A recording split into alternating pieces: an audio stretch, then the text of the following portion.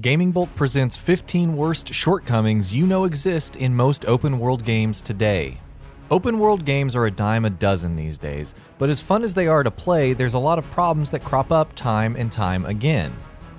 These things have been repeated so many times in open-world games that they've almost become cliche. Before we move forward, we wanted to let you know that this is our opinion on the matter, so there's a chance you may not agree with this list, but we would love to know your thoughts all the same.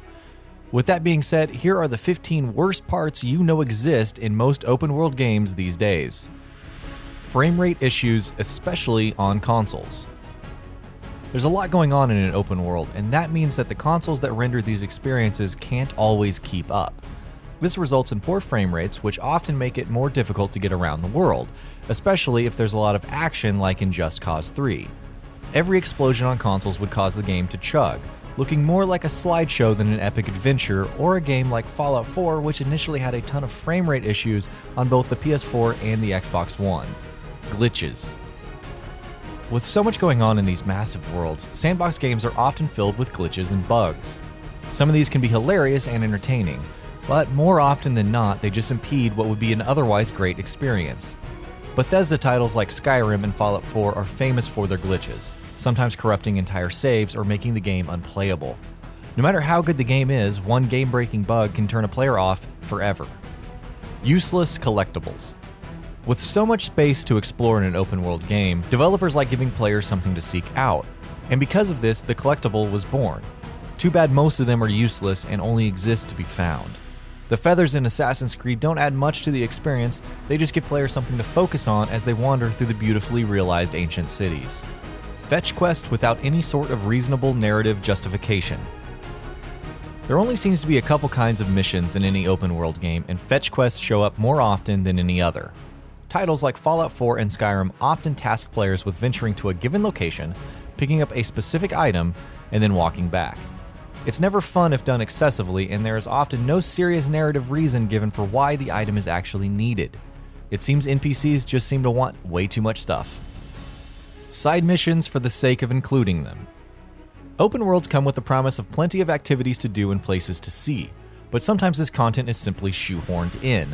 This leads to games like Metal Gear Solid 5 featuring a plethora of side quests that don't actually add much to the game. We go into games like Metal Gear Solid 5 to experience the story, not rescue nameless soldiers from heavily armored compounds or Fultoning armored tanks.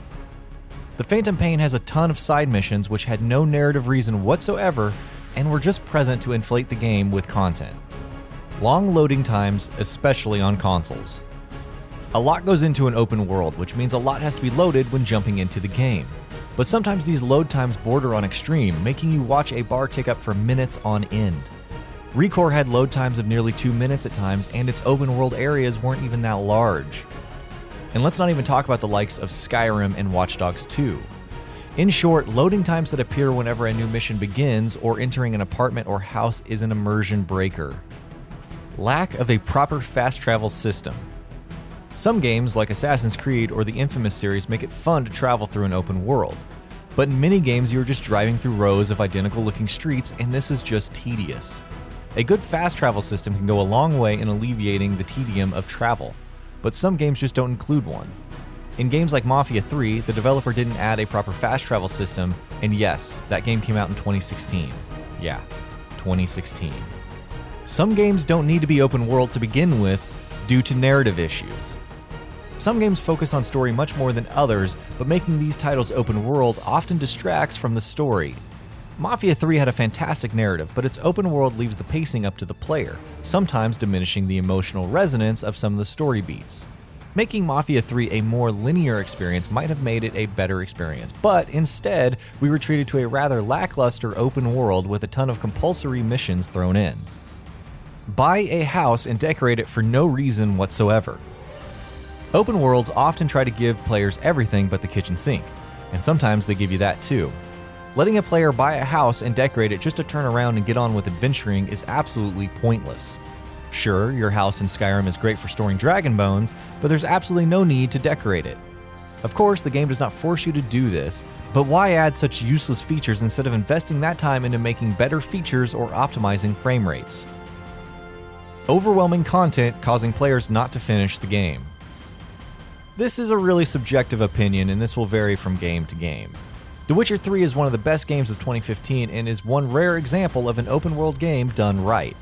It has an incredibly long story and world packed to the brim with things to do and make it quite the task to finish. The game does encourage you to finish the game though. However, the same cannot be said about other open world games. Not only do those games have a massive open world to work through, but the bevy of useless side quests constantly distract the player from the main objective, causing many to not see the end of their journey. The inventory system is bloated and makes understanding difficult for newcomers. There's a lot to find, craft, and equip, but the games rarely do a good job of explaining these systems. Not only this, they make the inventory system that houses these features cumbersome to learn. The Witcher 3 is a fantastic game, but equipping new weapons or armor requires scrolling through columns of boxes, working through the clutter of your inventory, and finally equipping it in the slot you want it in. It isn't the easiest thing to pick up, especially for those new to the series. Why don't developers think of a better design layout to make inventory management better is beyond us. Companion AI.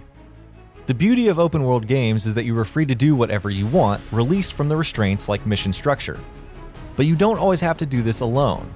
In Skyrim, companions will often get lost, take their own path, run away from you due to an AI glitch. I remember spending over 200 hours in Skyrim and then Lydia got stuck running into a tree. Some open world games like Metal Gear Solid 5 do get companions right.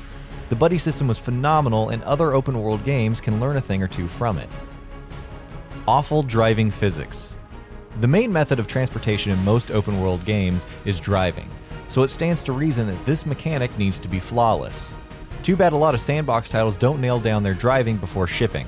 Watch Dogs and Mafia 3's cars often careen off the road, spin out, and generally take a lot of careful handling if you want to make it to your destination in one piece.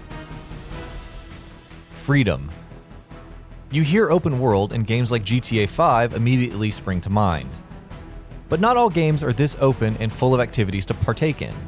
Most open world games these days offer big playgrounds for players to drive around in and a handful of side missions to take on, but the worlds never evolve to feel truly alive, which often makes the game's open world nature feel inconsequential. Open world games should be all about freedom, and it's a shame that only a few games like GTA 5 got this right. Protagonist character development issues. Open worlds often come with plenty of ways to shape and mold your own character. But even though the decisions the game presents may only be black and white, deciding what path to travel down is never this simple. Games like Fallout 4 let you choose how you will be remembered in the world you inhabit and how you will interact with it. Do you want to only use melee weapons and be great at persuasion but be remembered as a tyrant? There never seems to be a clear answer. It's easy to get lost in the open world games, so lost that it often comes at the risk of the main protagonist's character development. And that wraps it up. What are your thoughts about this? Let us know in the comments below. And if you enjoyed this video, please like and share it on Twitter and Facebook.